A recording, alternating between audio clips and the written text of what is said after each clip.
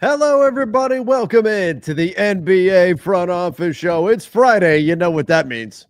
Front Office Friday! Let's go! I don't really have an edition. We're like 2 weeks from the draft, I guess. Yeah. 2 weeks from the draft. We've got trade rumors popping up. We've got all kinds of stuff happening. It's the exciting time of year right now in the NBA. Oh, yeah. I think there's an NBA Finals game on tonight as well. We'll talk a bit about that, plus all the latest news, all the latest rumors. Gotta love this time of year around the NBA. Happy to have you all here. If you're watching us over on the YouTube channel, make sure you do hit that subscribe button if you're not a subscriber yet. Podcast listeners, if you're listening after the fact, give us a follow over on Apple Podcasts, Spotify, wherever you listen to podcasts, as well as a rating and review. Let's go get those questions rolling in. Let's go. This is your show. It's Friday. Fire them in. Fire them in. But first, the crowd is asking for it already, and I think we need to fire the cannon. Let's go.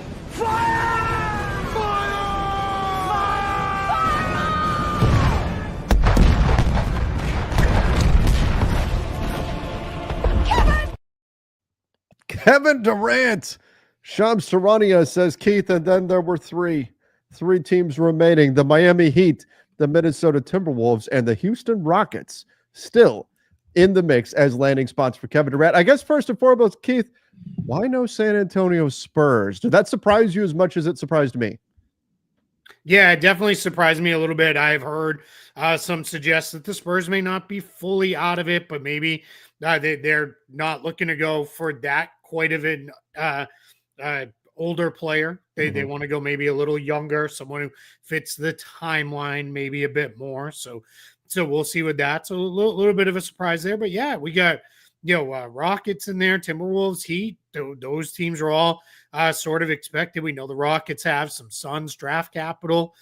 They've also got some, if they needed to trade a younger player, they could probably do that. I don't think they're going to put in a whole lot of their core to do a move for Durant. And then we are in a spot with the Heat. They're always star chasing, right? Yeah. If they can get something done, I don't think they want to have us down a year. And then Minnesota, that's been a connection for a while. Minnesota, one thing I will caution with them, that's very likely to be a trade that gets done now if it gets done, but then happens actually executed Right. post July 1, because they're probably going to need a third team in there, which is hello, Brooklyn Nets. That's what I was just talking about this with my guy Donnie Freeman over on the Basketball Bulletin, talking about how most likely in this trade the Suns already have a third team kind of ready and waiting to do something, because no matter who they trade with, they're probably going to need a team to dump some salary on in this deal, and so we're probably looking at a third team involved. Minnesota in particular is tricky if it does wind up being the Wolves, simply because they're so close to that first tier apron already. How do you foresee a potential trade, knowing that they had a lot of interest in Durant at the trade deadline? How do you see a trade actually being executed if it is the Wolves? Yeah, so I think that the big challenge for the Wolves is, let me make sure I get my numbers right here. Let's just say they Randall and Reed opt in, and just because that's going to make the math easy for me, Sure. They're only about $900K under that first apron, so it is super duper tight. For them, that's almost no wiggle room. And you'd still have to fill out the roster and everything else. So we're in a spot for the Wolves where they're going to do something for Durant. They're most likely to need the third team because they can move a salary off to a third team. But we heard the Suns really want a starting level center if they feel like Naz Reid is ready to be a starter in the league. There it is, right? That I would say he becomes one of the primary components that gets sent that way. And then from there, it's about finding the rest of the matching salary. Is it Julius Randle, not necessarily to the Suns themselves, but just as part of the trade? How is that going to come together? Yeah, that'll be interesting to see how those pieces come together. Now, Keith, I think one thing the timing of this tells us is that most likely we're going to see 2025 draft capital involved in this trade, with the Suns pushing to get this done before the draft. And you look at, when we talk about the three teams that are reportedly remaining, they all have one has a lottery pick. Ironically, Houston has the Suns' own pick, at Yeah. 10 that they could be sending back. But you've got, a mid to late lottery pick there with 10. But then with Minnesota, you have 17. Miami has 20. So you've got picks all within, 10 selections there of each other that I would expect to see, regardless of which of the three teams winds up being the winner of the Durant sweepstakes. I would imagine that pick 10, pick 17, or pick 20 will be involved in this trade, assuming, of course, that another team doesn't come flying in out of nowhere with the RKO or whatever. But I think it'll be one of those three picks will be involved in this deal. Yeah, I completely agree with that as well. And it is important to remember Houston has some future Suns picks also. So if the Suns are like, we don't really want 10 because we don't want the extra salary, we don't love a player available at 10. Sorry, the dog is making a menace of himself He here. heard the Kevin cannon and he got Yeah, right. excited. I think that's what it is. He's just he's like, talk about Tatum, talk about me. But right, so the Rockets could pay in another way. With the Heat, it gets a little they can trade that Warriors pick. They're free and clear because they have their own pick next year. So no Stepien issues with that. Minnesota's issue is their situations. Let me make sure. Well, I guess it's a swap. So they're probably still okay to make a move with this year's pick. Just because it would get a little messy with that pick they own from Detroit. So you could see it, but I think it's highly likely we're seeing some hat shenanigans go. Mm-hmm. We're going to see hat shenanigans throughout this first round because there's a lot of stuff going on in the first round of the draft with teams moving up, teams moving back, teams moving in, teams moving out with an extra pick. I think this one gets involved into some hat shenanigans as well. And for anybody who doesn't know what Keith is talking about with hat shenanigans, if you're just checking in on the NBA right now and you're not like an everyday NBA person, he's talking about on draft night where we already know a trade is being executed. It hasn't gone through yet, though. And so the team that's making the pick technically is indeed the team that's making the pick in that moment. But we know that's not really where the player is going to wind up. And so the player still winds up going up on stage and getting the hat of the team that we know is trading him away. Like we've seen, there's a bunch of famous ones in history. Kobe Bryant wearing a Hornets hat, right? Like things happen like that, where that's the hat shenanigans, where they're putting on the wrong hat. The player knows it's the wrong hat. Everybody knows. And because the deal has not officially been done yet, they still have to put on the hat of the wrong team. And we wind up with these bizarre, relics in NBA history where look at this dude as a rookie wearing the hat of that team that he never actually played for. Yeah. And every once in a while, you'll see the player doesn't actually even put the hat on because they know they're not going there. So they'll just kind of hold it. It always makes it a little more awkward when it's like, let's just say the Rockets trade 10 in this deal. It's like, how excited are you to play with this up and coming Rockets team? And it's like, yeah, super psyched. Can't wait. They have gotten a little bit better about, hey, there's a reported trade, and then we'll ask it that way, which is good, right? We're not in a position where we see, it get quite as crazy as it once was. Right. All right. So there's some of our big news, obviously, from today, though, and that's the Kevin Durant situation looking like it could come to a resolution sooner rather than later. The talk that it may be this weekend, and that the teams are submitting, the three remaining teams reportedly submitting their final offers for Kevin Durant. I guess, Keith, before we leave the Kevin Durant piece of this, there was some reporting, I believe it was earlier this morning, it's all blurring together at this point, but that the Miami Heat were very reluctant to include Kel'el Ware in any kind of a deal. Do the Heat need to include Kel'el Ware in order to be competitive with the Durant offer? And should they be willing to include Kel'el Ware? Yeah, I think I would not put him in a trade. Just one, because you're kind of putting him in as the over the top piece, if you would, because his salary's not really big enough to matter salary matching wise. A Heat trade, and we had a couple questions in the queue about like how do the Heat even get there? Relatively easily, they could do like Rozier and Robinson as essentially expiring salaries and put them in there. You could, maybe throw a Kyle Anderson in there.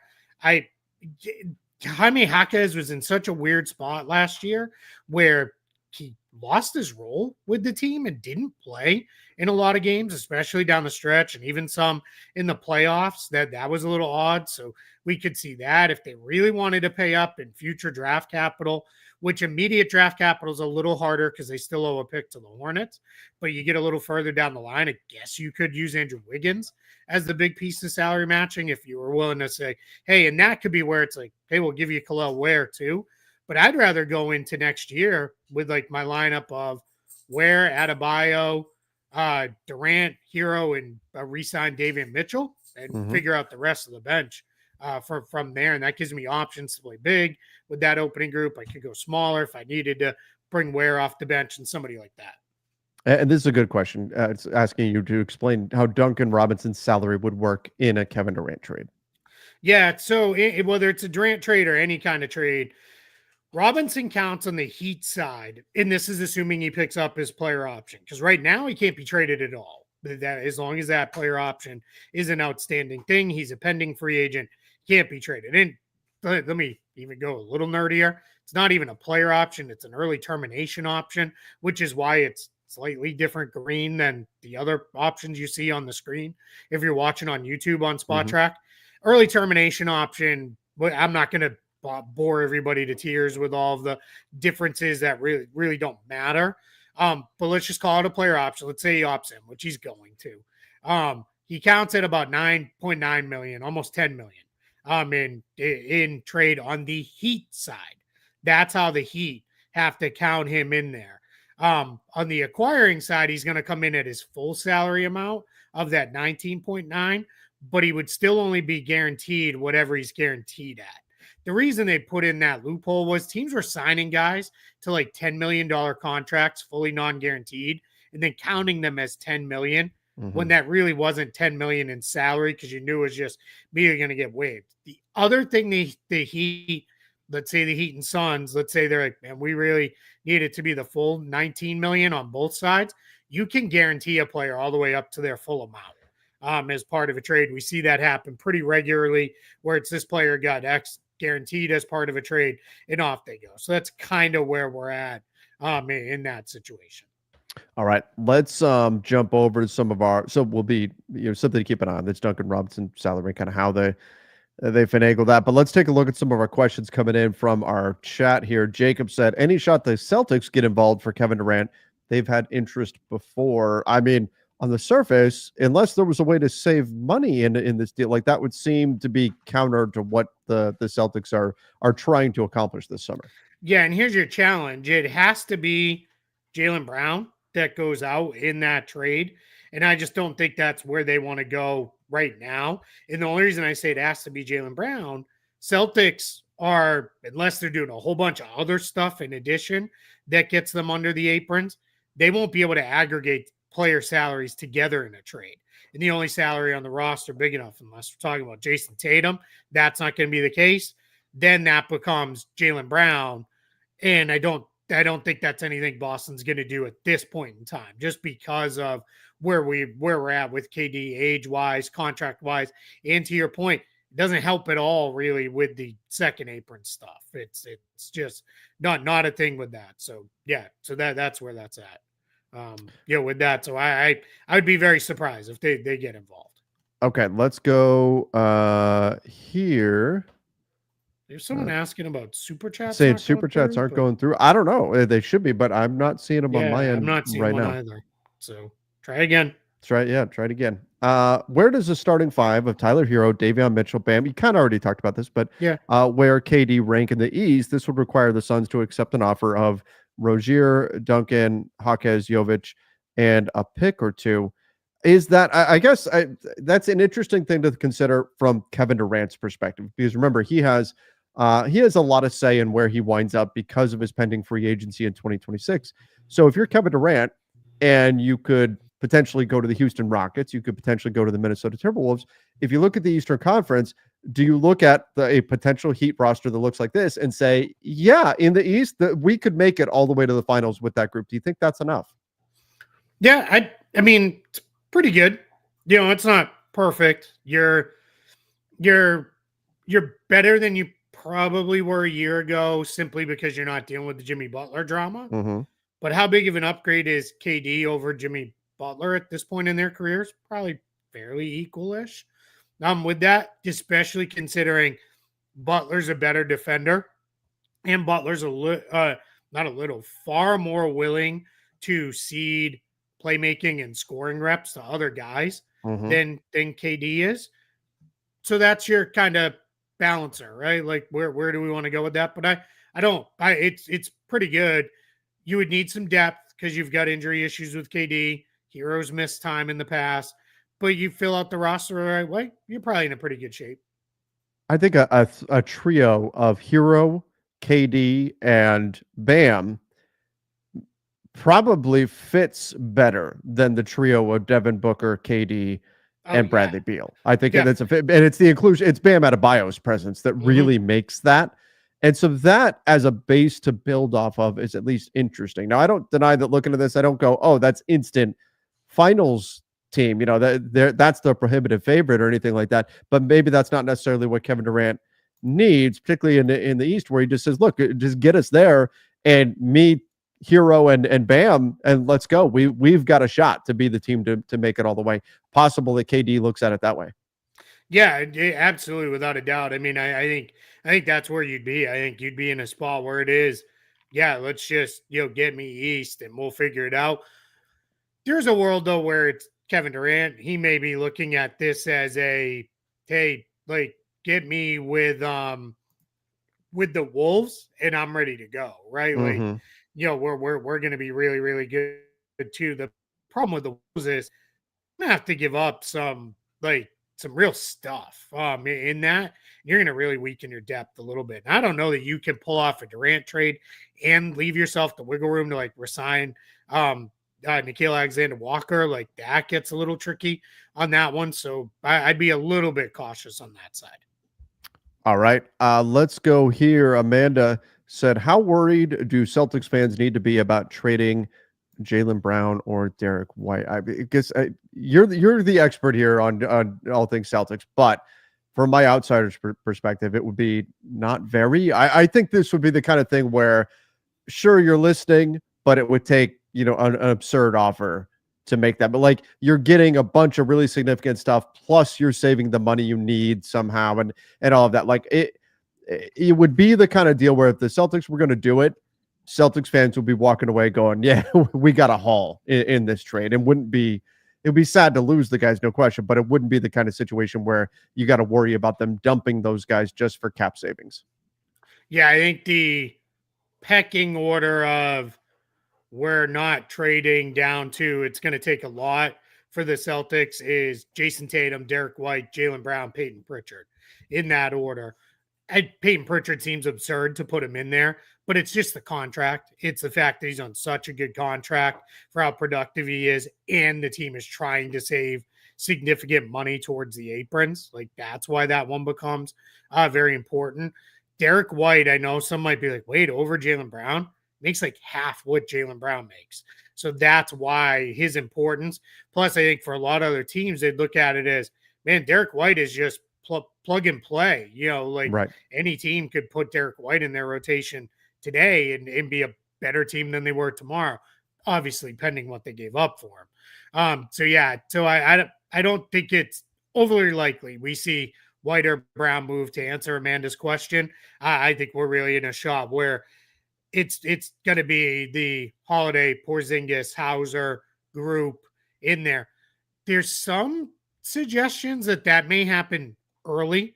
Like it's Hmm. sounding more and more like a lot of people are like thinking we may see free agency, not the actual signings of players, but the movement of players play out very, very quickly. Like as early as draft week, right up into the actual opening of free agency, more so than we usually see it. So I think we're in a spot where I would just be open to Boston may move very quickly on this, or the Celtics may get to a point where it's like, all right, we did a couple moves.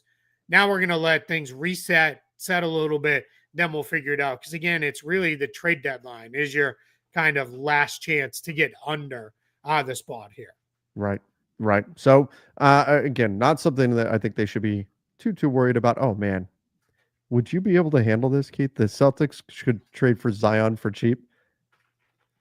I don't know. I mean, I don't not think right there is now. a for Not with the cheap, league. Yeah. but And not with the legal stuff that's going no, on. I would stay far, far away from that sure, situation with Zion. If we kept it to just basketball, I don't hate the idea. Like if you were doing like a Holiday deal where it's Holiday went out and Zion was a return, or Porzingis went out sure. and Zion was a return, they'd have to get under the aprons first because Zion makes more money than either one of those guys. Yeah, sure. Because if it doesn't work out, just waive them and move on, and you're now you've saved $30+ million Hmm. moving forward. But yeah, I would right now I would stay far, far away from that. The one I thought you were gonna flag was this one where whoops, hold on. I'm in the wrong button. Would you trade White for Reeves? I don't know how it's been the next 5 years hating on Reeves and Green. Um, I would not. Derek White is, in my opinion, a much better player than Austin Reeves, simply because he's like they're completely different planets as defensive As players. defensive players, yeah, as defensively for sure. Austin may be the more creative player on the offensive end, but defensively, Derek White Yeah. is a completely different level And on the White just defensive side fits of the ball. perfectly with Tatum and Brown because he's somebody who can really play off ball and doesn't need the ball a lot. Yeah, So it's yeah, I would not do that simply because now that would be an incredible trade for the Lakers because Derek White would be, I mean, him and Luca, that's like kind of your ideal backcourt mate for Luca. sure. Can make shots, can defend opposing point guards. Like, yeah, that'd be something. The only downside is age is in the favor of Reeves, but it's such a good fit. The Lakers would absolutely have to do that. Yeah, and it's not like Derek White's like 35. No, no, no. He's not. Yeah, he's not too far up there. He's Yeah. still in his prime.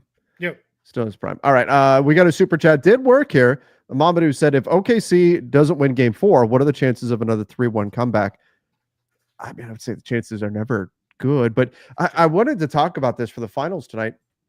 Is it as simple as whoever wins game 4 wins the series? If the Pacers win, yeah, I think the Pacers will win the series because I think they'll close it out in 6 at home. Mm-hmm. OKC may win game 5 and force it to a game 6, but I think if the Pacers go up 3-1, they might go. They're definitely going back to OKC for game 5. I don't know if they'll go back another one or not. So yeah, Well, I would OKC say wins and they take yeah, back home court, and then it's a 3-game series. yeah. I mean, maybe. Yeah, it could be. That's yeah. I think it's gonna be an awesome game tonight. I really hope people Mm-hmm. are watching.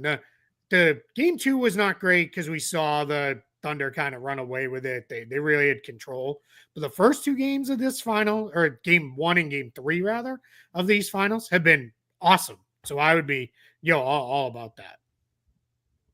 Yeah, I think it's been a really fun finals. I think it's been competitive, and I've been really impressed with the Pacers. I've been impressed with what the Pacers have done, and I didn't think they had this quite in them. I knew I was underrating them once I saw what they did in the East Finals, but I do think the Pacers have a real shot here, more of a shot than I would have expected going into the series. I picked Thunder in 5 going into this thing. I still think the Thunder are probably the better team, but the Pacers have got me questioning things quite a bit. And I don't know, man. Like every time I see the Pacers win, I just lean in a little bit more to this. This may just be a team of destiny here, and that's what's going on for Indiana. Yeah, I mean, could absolutely be like they are really playing well.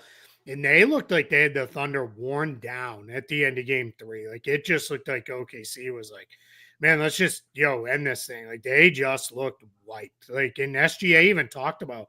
I was like, I've just gotta find a I have to find it. Right. Like I can't be tired at the end of these games. I have to be ready to go. So that's the challenge, especially where Casey Wallace has been kind of neutralized in the series. I would go back to the Hartenstein starting lineup and just stop messing around with Yep. Wallace starting. And then I would I like Alex Caruso wasn't very good in game 3. He looked pretty tired. That maybe is the case because he goes all out with that. So yeah, I would not rule out the Pacers wearing them down one more time. Hey, anytime I see the name Mamadou, I'm gonna throw it back. This is like legit like 25 years ago. There was a player who played for Auburn named Mamadou Njai. Played for Auburn, and they had the student section had the best celebration. Whenever he blocked a shot, they would yell out, "Nobody pack your lunch like your mama do." So I had to throw that out. That's pretty good. Whatever I think of when I see that name, Mamadou. That's pretty good. That's a good one, right? That's a good one. All right. Does anybody want a golden retriever? I'm about ready to sell one. For me, it's been Stu the Studio Cat has been just all over the place last few days. Fortunately, he has settled in for a nap right on the other side of the camera here. But man, it's been, there must be something in the air because the animal's been a little crazy. He's almost 4. He turns 4 at the end of the month. There it is. If anybody wants a golden retriever, let me know. All right. Sky said, "Hey guys, could you explain what's the difference between a contract on his last year being a team option and $0 guaranteed?" So the difference between a team option and a fully non-guaranteed contract. Functionally, what's the difference for a team there? Yeah, and this is a really good question. And often, I mean, this is the time of year you're going to hear things like teams not picking up the team option for player X, and you really find out, oh, the guy was non-guaranteed, and they're going to waive him. And that's the functional difference. Team option is just simply not picking up the option, player becomes a free agent, could still be restricted because every once in a while, this is like the famous example of this was Nikola Jokic, had become really, really good. Denver declined his team option, made him restricted free agent, so they didn't have to mess around with anybody trying to sign him, and they were able to re-sign him. On the other side, Jalen Brunson didn't have a team option, just became a free agent, and that's how he walked away to the Knicks for nothing. So that's the team option side of it. The non-guaranteed contract is simply that. It's a signed contract, but it's not guaranteed. So a team can waive the player, but here's the difference. If they waive a guy from a non-guarantee and another team's like, man, I kind of like that guy, and they have room to claim the contract, they can claim the contract, and then now he's on their team. With a team option being declined, the player goes into free agency. So that's a big difference. You can also put a non-guaranteed. We talked about it with Duncan Robinson. Partial or non-guaranteed contract can be put into a trade. A team option cannot. I know it was said on a very prominent podcast that Fred VanVleet, the team should trade for him now, and then not pick up that his to get off a bunch of money, then decline his team option. That's not allowed. You can't trade a pending free agent with an actual option. But if it's a non-guaranteed deal or a partial guarantee, like Zion Williamson, yeah, he could be traded for sure. Now, the one thing about a non-guaranteed as well is that you could, let's say it's a $10 million fully non-guaranteed contract, and for the purpose of a trade, you only need $5 million. You could guarantee $5 million of that contract. Whereas a team option, if it's a $10 million team option, it's all or nothing. You're either paying that $10 million or not. That you don't have the option to guarantee $5 million of it and then send the player. Exactly. Yeah. So that's why, that's why you're in this kind of spot with that. With those, and that's why some teams prefer the non-guarantee versus the team options, and some players would prefer it the other way around because at least then they have more clarity of their situation going into free agency. The other way you get around it is you do a really early guarantee date, which can be, there's a couple guarantee dates out there that are like June 29th, June 30th, July 1st, which it does probably look like I'm scratching my butt, but I am petting you're petting the dog. So, but yeah, it's there. So that's that's why you do it that way. You do that because then it effectively works like a team option. All right, let's go to what about this? This is interesting. Is a KD for Cat trade bad for the Knicks? Yeah, leaves them too short up front. Yeah, I know a lot of people like Mitchell Robinson's very good, but injuries. Yeah, and then what? And then where are you going? Because you're not going to have the ability to really go sign anybody all that good. So, yeah, I would not do that.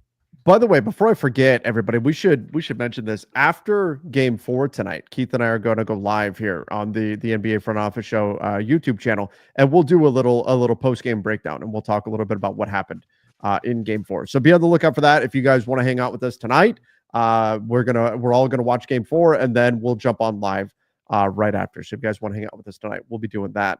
You can find it obviously here on the YouTube channel as well as over on our X feeds. So come hang out with us tonight after the game. Yeah, and if it's a good game, we'll probably spend a while talking about it, or we can talk free agent. We can do whatever you guys want to do. It's our show. We can Hell, talk about whatever we want. Yeah, that's it, right? I'll answer this because it's been coming up.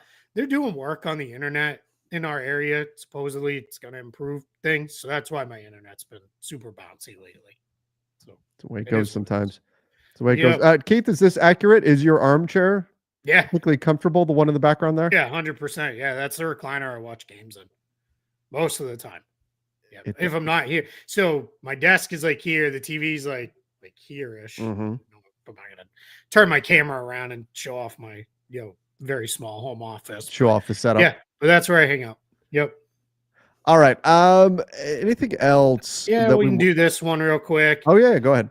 Yeah, non-guaranteed is just it's zero guaranteed. So it could be a $10 million. Let's use Duncan Robinson, $19.9 million contract. If it was non-guaranteed, it would be zero. If it's partial, that means some of it's guaranteed. In his case, it's 9.9 million guaranteed. For example, like the one, I think we were making fun of this. I want to say it was yesterday, maybe, or no, I guess that had to be day before. But the contract for Terry Rozier, where he's his contract, like if they wanted to waive him, they could. His contract is guaranteed for $24.9 million. His total contract is $26.6 million. So the difference between a fully non-guaranteed deal, they could just walk away from the whole thing. If they could waive Terry Rozier, but it would only save them a little over it would be 1.6, almost $1.7 million is what they would save if the Miami Heat were to waive Terry Rozier. So that the portion of guaranteed matters only if the team decides they want to get off of that contract and walk away from that player. I still have never gotten a real good answer why that happened. If it was like 2 or 3 million, be like, okay, well, that's kind of the difference between a minimum contract or not. But yeah, it's not. Yeah, it's weird. What?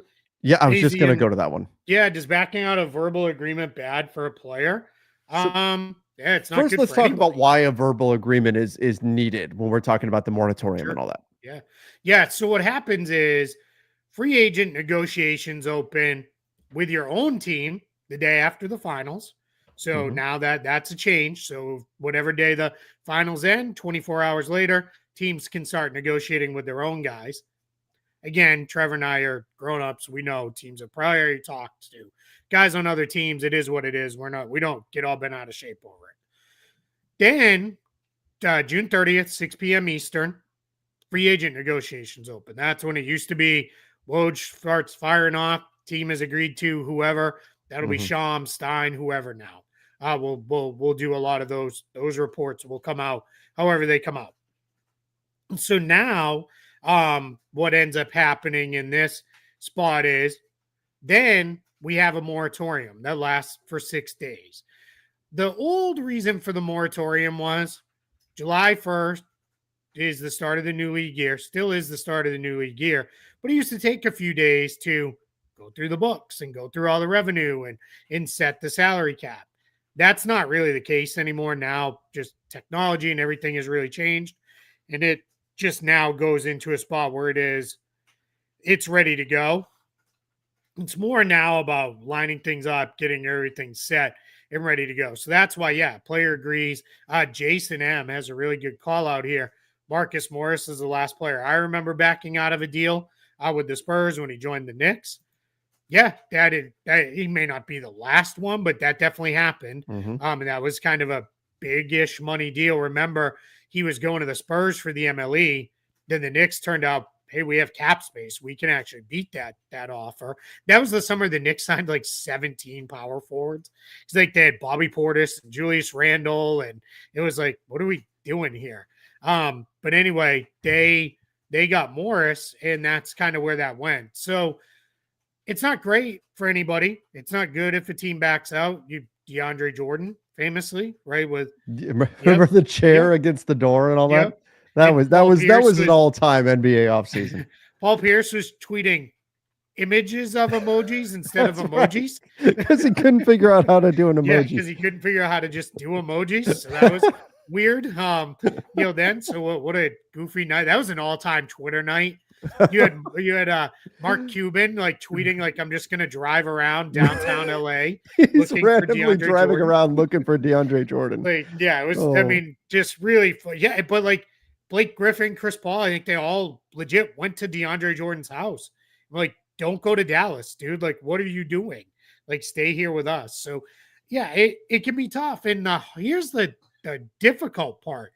If either the team or the player backs out, it can make everything else a real mess mhm. for them. We saw this play out a little bit for the Lakers in the ultimately the rescinded trade. It just causes you issues because now, well, we could have done this instead. Yep. And it's like, well, now that guy's no longer available. That team used cap space or an exception or whatever it is. And then you get a little bit stuck. So nobody really wants to be, in a spot where people back out. You want to be very careful with that stuff. And that's honestly why we see it pretty rare. Yeah, it's not something that happens often, but it still can. I mean, when agreements are not allowed to be officially signed and they are just verbal, this is the kind of thing that can happen. Good time to throw out our reminder, which we'll say several times over the next few weeks. You know a deal is official, whether it's a trade or a signing, when the team tweets about it. Yep. That's like the best way to know, or it hits the transaction log every once in a while. Some teams aren't super big on putting press releases out right away, but if the team's tweeting about it, and the funnier team accounts will do things like, we don't know what you're talking about with this trade or this signing. Like we have nothing to say, or Because they can't talk about the player. Yeah, we're not the GM or whatever it is, because you can't talk about it until it's official. All right, let's go here. Bert said Austin Reeves and Vando for Jared Allen. Like, who's Bando? Bando. He's a cute dog. He plays an instrument, obviously.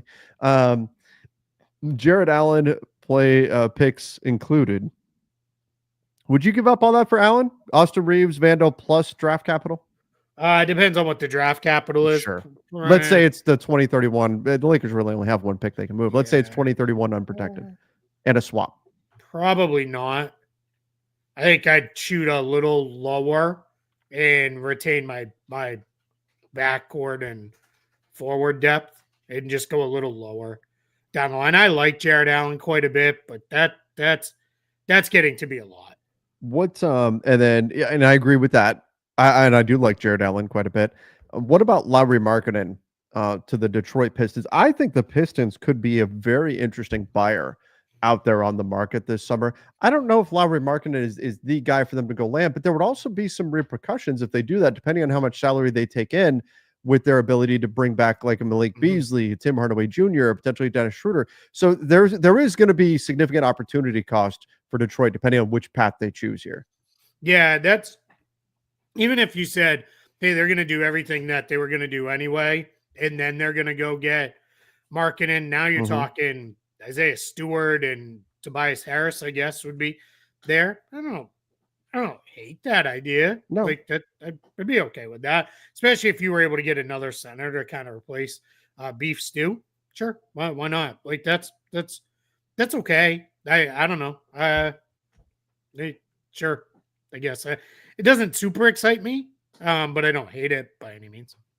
All right, let's go here. By the way, just to the Jazz. I do think there's an element where, we talk a lot about teams tanking and players not wanting to tank and all that kind of stuff. I do wonder how on board Markkanen, Kessler, some of these other more veteran guys, Jordan Clarkson, Colin Sexton, are they willing to sign up for another year of what the Jazz just did? And I don't think that's what the Jazz intend to do. I do think they're going to try to take steps forward. But I wonder if there will be some internal pressure to move some of these guys from the players themselves if they feel like this may be a path they go down again, because that was not a fun season for anybody in Utah.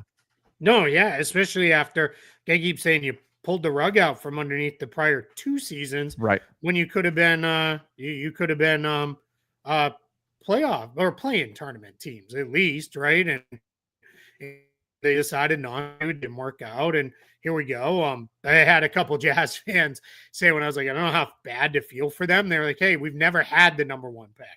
It's like, okay, I kind of, all right, I get it there, but yeah, so I I don't know. Yeah, man, I don't know what they're gonna do. That's tough. Like I saw some stuff about they would be interested in maybe trying to move up in the draft if they Mhm. could to nail one of the major guys. Sure, I guess. Like if you really love, like if you could get up to 2 and get Dylan Harper, okay, sure. Like that give you kind of a guy moving forward, but you're gonna have to give up a decent chunk, I think, to move up. If we're talking about the all right, yeah, where I was gonna grab this one next. Yeah. Yeah, I mean the Pelicans. The rumor out there is they really want Ace Bailey. That's what's been floating around. Is Joe Dumars really likes Ace Bailey?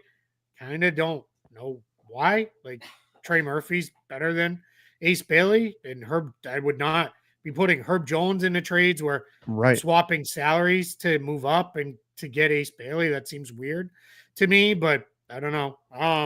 But yeah, they're rumored to be looking at moving up to 3, maybe with Philly.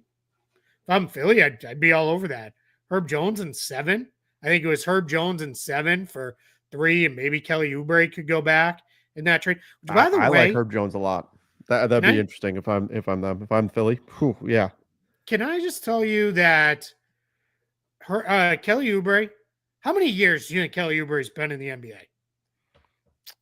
27. No, it's not. No, my real answer be like 11. 10. Yeah, Okay, it's a 10. little far off. Last year was year 10. So this year upcoming will be year 11. I was a little like, wait, what? Like, I don't know. Every once in a while I feel pretty good. And then I'm like, oh, Kelly Oubre's been in the league 10 years. Let me finish digging the grave out Well, I back. think wasn't Up he in. was the guy who pulled on what was it, Kevin Love's shoulder way back in the day? No, that was Kelly Olynyk. That was No, the no, no. Celtics. No, I know, but I'm saying Kelly Olynyk was the guy who pulled on his arm or Yeah, whatever. I'm talking about Kelly Oubre Jr. Oh, I thought you were talking about Olynyk. Never mind. I've done this once before. Damn it. What? It's Kelly O's that are tripping me up. I'm going to stay out of all Kelly conversations from now on. Trevor is very colorblind if he's confusing Kelly Olynyk and Kelly Oubre Jr. I must be. Sorry. Why am I thinking? I don't know. I did that like a month ago with those two guys too. What Kelly the Brock, hell? yeah. I'm gonna make myself a little like a sticky note or something like that. Oh, wow. man, yeah, this is moving too quick. Okay, Trevor was thinking Kelly Brock. Maybe. That is our age range. It was Kelly Slater, I guess. That's funny. Oh, Kelly Kapowski. Oh, man. All right. Kelly Kapowski? Oh no. Trevor Barkley Lane. Oh no. Who he play for? Brian Wow. O'Sullivan checking in. Hello from Ireland again. I'm not milking cows. Brian did follow up and answered. He was legit milking cows. He was not he was not he's not from milking cows, Ireland. That's not actually a town in Ireland. He was milking cows and watching. But I like his message here. So I'm watching the golf. Like that's how you know this dude's legit from Ireland or you know the UK somewhere because they all call it the golf. Like we would just say I'm watching golf. Golf, right? Yeah, there it is. Thanks for checking in, Brian O'Sullivan. I like it. Brian O'Sullivan. I grew up with like 7 Brian O'Sullivans, so that's just also kind of funny because growing up in Boston, there's quite a few O'Sullivans and Bryans and everything else. Right, so. Right. Pretty decent chance that you're going to run into a few of them. All right, let's go. Chat's just throwing out famous Kellys now. Yeah, that's where we're at. That's what we've devolved into. Oh, Kelly Bundy being thrown in there. Oh yeah, back in the day, Kelly Bundy. Yeah. All right, here's one from Sky. Said Aaron Neesmith is playing really, really good in the playoffs. He's extension eligible this offseason. How much do you think he'll get? He's on a bargain deal right now. Yeah, we'll see. I mean, yeah, he really team-friendly extension, but also reflected he'd been hurt a lot when he signed that extension. So $11 million a year even for him. So yeah, I think that's they definitely do a bump off that. Here's your challenge, though. That's one of those deals that's right on the borderline. Is Neesmith like, you can't give me enough, right? Because they can only give him like, what is that, $4-ish million that they can give him out of that. So is 15 enough for him, or is he like, that's MLE money? Like I can hold out and go get Probably just waits. 17 or 18. It's important to know we don't want to get too trapped in this mindset of there's no cap space, there's no cap space, there's no cap space. That's probably going to rectify maybe as soon as next summer. I think we're going to see a lot more teams with cap space. Right now it's the Nets, but yeah, we need to, probably go in a little bit of a different direction. But yeah, I'd certainly try if I was the Pacers. I just don't know that that's going to be enough to get it done. Yeah, there is going to be cap. Teams were targeting cap space for 2026 for the last few years. Part of that was Luka and his situation, but there's other players as well that can hit free agency. So I do think it's kind of a chicken and egg thing where people look and say, well, there's nobody in the free agent pool this year, or it's a very shallow free agent pool, but there's also no cap space. Well, in part, there's no cap space because there's no free agents, and there's also no free agents because there's no cap space. Players look at that stuff when they're looking, well, do I want to sign an extension? Where could I reasonably wind up going if I hit free agency? Up, if there's nobody out there, okay, I'll go ahead and do an extension. And conversely, teams, do you want to give a long-term deal? Are we worried about 2025 cap space? Well, you look at the pool of free agents, there's not really that many players to spend it on. Okay, we're good with not having a lot of cap space in 2025. So we always have to keep that in mind too. Like if there's players that are projected to be available that year, cap space will magically appear because teams will make moves in order to open that up. Yeah, that's exactly it. That's cap space has disappeared because everybody started doing extensions, but the pendulum ends up swinging back always in the NBA. And when it swings back next, it'll probably swing back to guys aren't signing extensions as much, and we get into a world where we start seeing that things done other ways. Will be either way this gets done. I'll answer Sky's question here. Yeah. We're in the middle of a ton of code updates on the Spot Track site right now, so those extension eligibles will come back. The Lakers thing, we keep fixing it, and it keeps coming back, and then I can't figure out the Mark Williams thing. Yeah, so we'll get that solved as well. But we're working through a bunch of different stuff. It's just a little peek behind the curtain. Everybody watching here probably primarily uses Spot Track for NBA stuff. That's obviously what I do there, but we cover a lot of other stuff. So when we're working on things for NFL or MLB or NHL or worldwide soccer, or even NWSL, there's certain things that end up impacting the entire site. And for performance reasons, server reasons, all that stuff, we have to do different things. But all the extension tags will come back in there sooner rather than later. All right. I'll be looking forward to that as well. I do find that useful for sure. Mamadou said, what moves do you see Denver doing? Well, I guess that brings us into a little bit of news here, Keith. A little bit of a surprise. Russell Westbrook not picking up his player option, so he will hit free agency. Do you think he's leaving Denver? I don't. I think so a bunch of people are like, well, he makes more money this way. It's a minimal amount of money that he makes, especially for someone who's made literally hundreds of millions of dollars. I don't think he's all that worried about $100K more. But with Westbrook, and you can see we've already updated it on Spot Track. He's no longer there. He's now down in the free agent section. What I think this is about is he knows he's on a minimum deal anyway. So the money's going to be basically the same for him no matter where he goes. So why not keep my options open? One of those options is return to Denver and return to Denver on another 1+1 deal maybe, and then can do this again next year. And then he just kind of goes that way. He's not somebody just says he's going overseas. He'll be in the NBA. He was pretty good last year for a large chunk of with large chunk of what he did. Playoffs are always going to be a little harsh on Russ because he can't shoot. So that's always going to be a little bit of a challenge. But yeah, I mean, he's definitely going to get another minimum deal somewhere and he'll be back in the NBA for sure.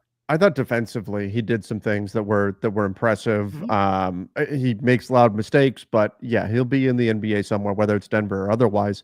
But it He's wouldn't too shock me good if he does wind otherwise. up back. The problem for me, Keith, is when I was thinking about this earlier today.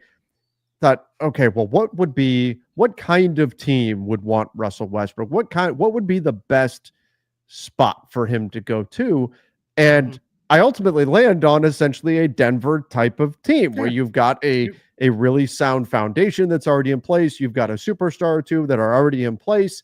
You know what it is that you're trying to do, and you can just integrate him in and try to capture the best parts of his games while mitigating the worst parts. And that's really kind of what the opportunity in Denver is. So I don't know that there's a better spot for him than the Denver Nuggets out there. So it wouldn't shock me if he does wind up back and he just manages to keep kick the can down the road another year with that player option. That said, as far as what moves do I see Denver doing, I'll tell you Let me one add thing. one more thing on Russ Oh too. yeah, go ahead. He also gives Denver something they need, which is that jolt of energy off the bench. Yes. They don't have a ton of I'm not trying to demean any of their players, but other than maybe Peyton Watson, who's not an on-ball guy, so it'd be a little bit harder for him. Don't have anybody who comes off their bench like playing like they're shot out of a cannon the way Russ does. And that can be huge for teams, especially in the regular season. It's right. I always call them Tuesday night and Charlotte nights. And maybe someday the Hornets will be good enough that I can't do that anymore. But for now, it's like you just sometimes you need Russ, and that has value too, especially on a minimum deal. Like, and again, on a minimum deal, you can look at and be like, hey man, it is what it is. And if we go away from you in the playoffs, we go away from you in the playoffs. It's no hard feelings. We just gotta go in a little bit of a different direction. One of the things I think we shouldn't forget about with Denver is Durant Holmes. He Yeah, was injured all of last season, but they were very excited to very. be getting him in Yep. Denver in the draft last year. He'll be back in action next season. So when we talk about what Denver's doing, there will be an addition coming in just from Durant Holmes being healthy. And I'm not saying Yep. he's suddenly a starter or whatever, but he's a guy they were very high on last year, very excited to get in the draft, and now he'll be back. And Russ opting out actually gives the Nuggets it's not enough flexibility. Like they're not going to go out and make like blockbuster deals or anything. But without him now, they're like 10-ish million underneath the second apron. Because I think we can safely say Dario Saric is going to opt in, which that's stop giving out second year player options on non-taxpayer or on taxpayer mid levels. It burned you with Reggie Jackson. Now it's burned you with Saric. Stop it. It's just new GM, whoever it is, or whether it's Ben Tenzer who keeps the job, like just don't do it again. But what that does allow is now they can combine and aggregate players, which you can't if you're already over the second apron. Mm-hmm. If you had Russ at 3 million, you start to get a little closer. Now you've got enough wiggle room where like Zeke Naji you could throw into a deal with. This is the issue though. Zeke Naji is like the biggest piece of realistic matching salary. Jokic isn't going anywhere. Murray's not going anywhere. Gordon's not going anywhere. Porter's contract's not Tough. great for what he is, so that's a little harder to move. But yeah, you put like Najee and I don't know Watson. If you're like, we're not going to re-sign him anyway, we're going a different direction. You can at least start to move in a little bit of a different way. Yeah. Yeah, exactly. But moves around the edges for the Nuggets, like Sure. that's I want to answer this one from Alex Walton. What do y'all mean when you say a team can only give him this much? Generally, when I use that terminology, it's that they're limited by either the exceptions that they have available or the player's free agent rights. So if they only have Right. Early non-bird bird rights, rights. Or, bird rights, or it's a position as far as how far they are under the apron if they're hard capped at the first or second apron. Though that's generally when I say that. Every once in a while, I'll say, like, well, you can only pay him this because it's an actual value thing. Like, if you start paying everybody $30 million, like, it just doesn't work. So, like, sometimes I'll do that, but I try to be a little bit more clear when I say a team can only pay a player. That's generally, at least for me, going to mean that's the most they're limited to offering them in a new deal. Right. Right. Okay. Well, we've got a big finals game 4 coming up this evening. Yeah, we do. Excited for that. We'll go live afterwards. We'll break down that game, but obviously an exciting time of year as well. We could see a Kevin Durant trade this weekend, firing off the Kevin cannon again and all of that. But Yeah, it's an exciting time right now. So everybody make sure you do subscribe to the channel. Those of you watching over on YouTube, anybody listening to the podcast version, Apple Podcast, Spotify, make sure that you do follow us over there as well. Give us that 5-star rating and review. And thank you everybody for joining us for Front Office Friday. And hopefully we'll see you tonight after big game 4 of the NBA Finals. Keith, I can't wait. This is gonna be a lot I'm of fun. fired up, man. This finals has been fun. I'm kind of rooting for the Thunderish just because I want them to go, I want as many games of this finals as we can get. Yeah. But I'm ready. But yeah, man, it's gonna be fun. Let me just say, KD trade it's getting close now. I will say by this time next week it will have gone down. Like that's kind of where I feel. Hey, look at our guy Bryce checking in right here at the buzzer. Like Spike. Let's go. Yeah, like Spike. Our guy Bryce does great work covering the draft with Sam Vecini on his own as well, and then covering the Pistons. So thanks for checking in, Bryce. We love you, brother. All right, everybody. Thank you so much for hanging out with us. See ya and stay safe.